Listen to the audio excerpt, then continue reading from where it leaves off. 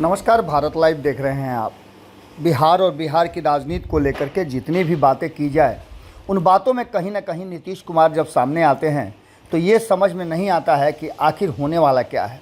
क्योंकि नीतीश कुमार की नीतियों को लेकर के अगर बात की जाए तो उनके इस 3 दशक से ज़्यादा समय राजनीति के हो गए और इन 3 दशक से ज़्यादा राजनीति में नीतीश कुमार कभी भी समझ में नहीं आया कि आखिर वो अगला स्टेप क्या उठाने वाले हैं। आपको बता दें कि एक बार फिर से चर्चा में नीतीश कुमार ही हैं और नीतीश कुमार के चर्चा में रहने का सबसे बड़ा कारण ये है कि नीतीश कुमार ने चुप्पी साध रखी है और उनकी चुप्पी और उनके पार्टी के भीतर चल रहे जो नए कहा जा रहा है कि विवाद हैं, वो किस दिशा में जा रहे हैं। क्या नीतीश कुमार इस तरह के विवादों को बर्दाश्त करने वाले हैं?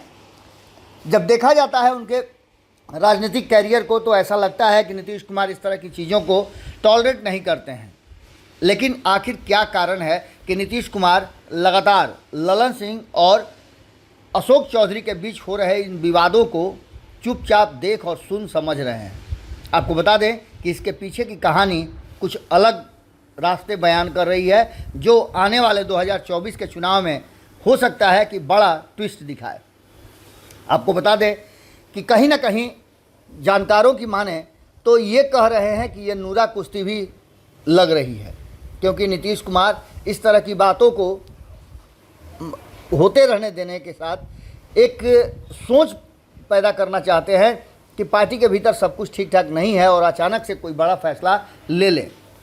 आपको बता दें कि नीतीश कुमार एक समय में 2 तरह की राजनीति और 2 तरह का फैसला अपने पास रखते हैं।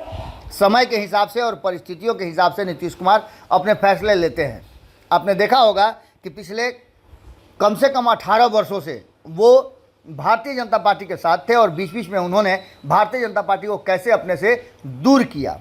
इन सारी बातों को अगर ध्यान से देखा जाए तो इसमें कहीं ना कहीं उनके पार्टी के भीतर भी कहानियां जन्म लेती रही हैं। जब जब नीतीश कुमार अलग हुए हैं तब तक उनकी पार्टी के कोई शीर्ष नेता इस मामले में टारगेट पर जरूर रहे हैं। आपको याद होगा कि इससे पहले जब नीतीश कुमार 2013 में अलग हुए थे तो अलग होने के साथ साथ शरद यादव भी पार्टी से बाहर हो गए थे, यानी कि शरद यादव पर वो ठीकरा फोड़ा गया था। शरद यादव ने कहा था कि फैसला शायद हमने गलत ले लिया है और कुछ ही दिन के बाद शरद यादव पार्टी से बाहर हो गए।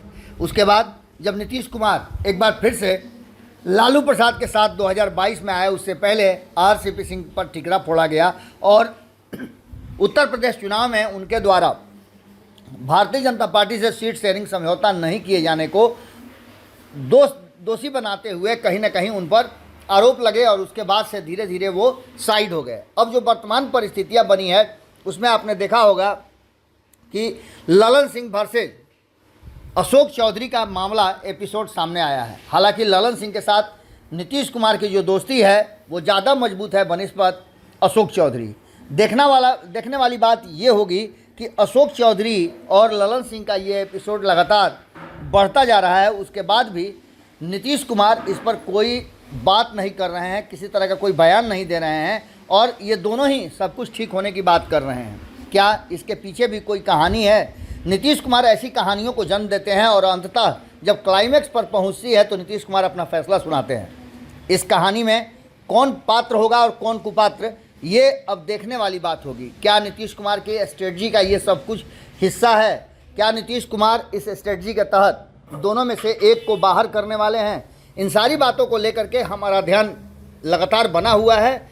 आप भारत लाइव देखते रहिए और साथ ही नीतीश कुमार आगे क्या फैसला करने वाले हैं वो भी बड़ा दिलचस्प है, हम उस पर नज़र बनाए हुए हैं। बहुत बहुत धन्यवाद। अगर ये वीडियो पसंद आई और वह बिहार के राजनीति और बिहारियत से सरोकार रखेनी तो सब्सक्राइब बटन दबा के चैनल के सब्सक्राइब कर ली। ओजे एगो घंटी बा, ओकरा बटन दबा देला से कुल सटीक और मारक खबर रुआ मुफ्त में मिल जाई। अगर रुआ पत्रकारिता के हमनी के नया प्रयोग में सहयोग कर चाहतानी तो ज्वाइन बटन दबा दी। पेटीएम नंबर नोट कर ली 9386816700। धन्यवाद।